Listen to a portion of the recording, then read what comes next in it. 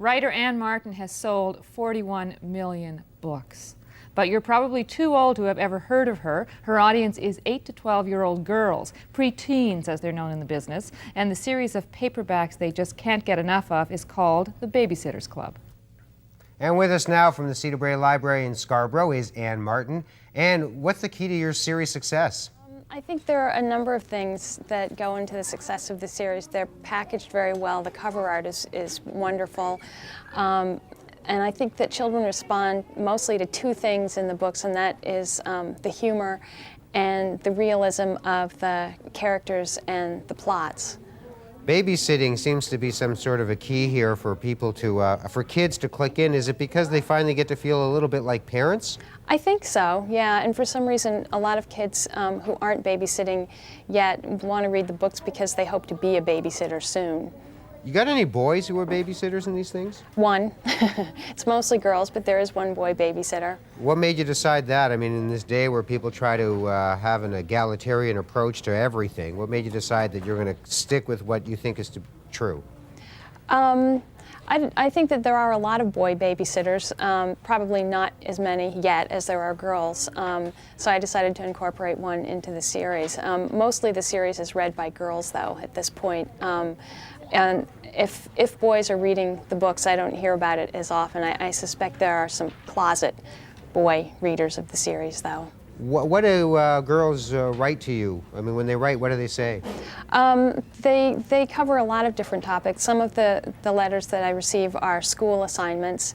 Sometimes the kids are writing in with suggestions for plots or for directions that the series could take.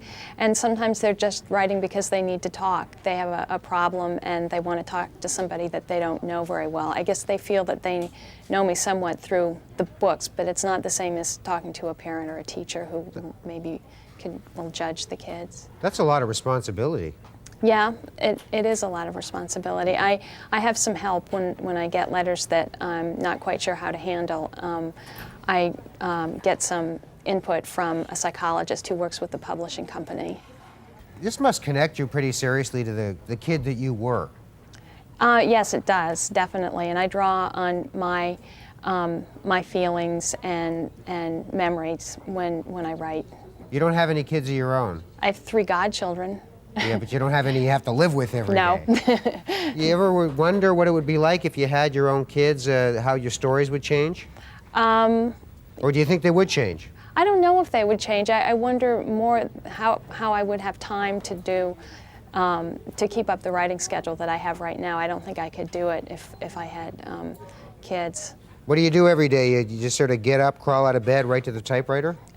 Pretty much, yeah. I get up early. I usually write all morning and then spend the afternoon either reading galleys or editing my manuscripts. You have a story about cleaning a car with Brillo pads. Did that actually happen to you? Yes, it did. Whose car was this? It was the car that belonged to the family I was babysitting for, and the kids, while I was busy in the house, did wash the car with Brillo pads and take all the paint off. Yahoo! Yeah. So how did you feel when the parents came home? Well, luckily my parents and the parents of the kids were good friends, and it turned out they wanted the car repainted anyway, so I wasn't in much trouble. Oh, so you were just helping the process along? Yeah, unknowingly. See, look, I've stripped the paint off. Yeah. Now, what about you babysitting an autistic child? That sounds like one of those ones where you have a message for people.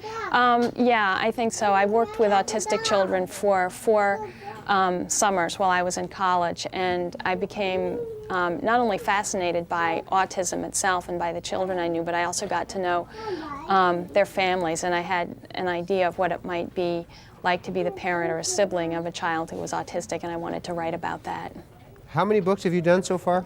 There are 48 books out in the Babysitter's Club series, plus I think 21 little sister books, plus 11 hardcover novels that are not part of the series. I can't add that fast. That's what, like 70-something books? I guess so. I don't know the total number. Are you always going to keep up this pace, or do you ever want to just relax or anything? Yeah, I want to relax sometimes, but as long as the books are selling this well and this is the writing schedule, then I'll stick to it. All right. Well, thanks for talking to us, Ann. Okay, thank you. All right. Bye-bye. Okay, bye-bye.